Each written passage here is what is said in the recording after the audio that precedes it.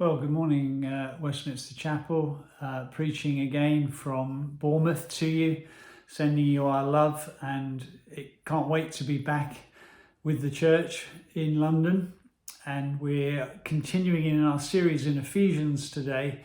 And I want you to use your imagination and imagine that the world we're living in could be summed up on a plate.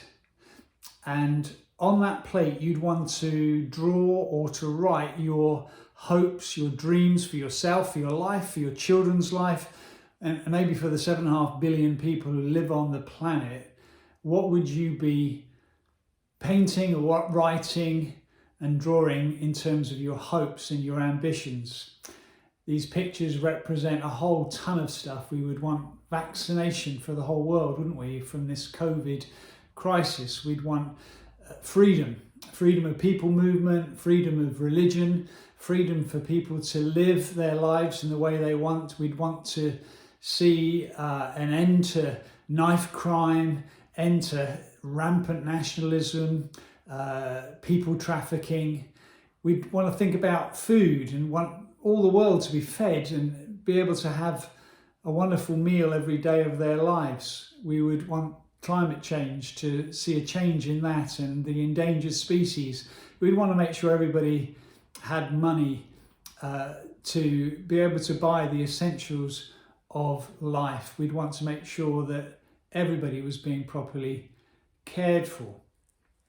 But the reality is very different, represented by this hammer. 1 billion slum dwellers live in the world today. The rich are getting richer. They say that 1% of the world's wealthiest people own 50% of the world's wealth. There are 140 million orphans in the world today. 80 million displaced people. 45,000 knife crimes in the world today.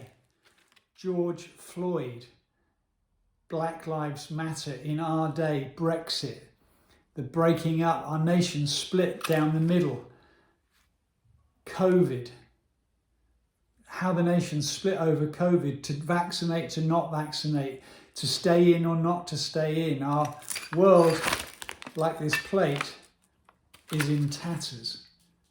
And what is it that can bring us together again? What is it that unites us? Is our study this morning, Hope Embodied.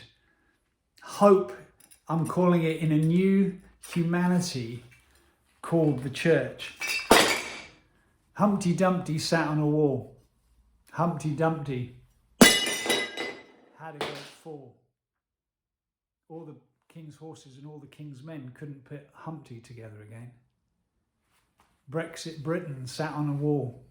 COVID came knocking. We've had a great fall. All the best women and all the best men cannot bring our nation together again. But there is a group of people that are called by God to draw the nation together. Unity in diversity, to show the world what God always wanted for this world from the beginning. And that's our study this morning.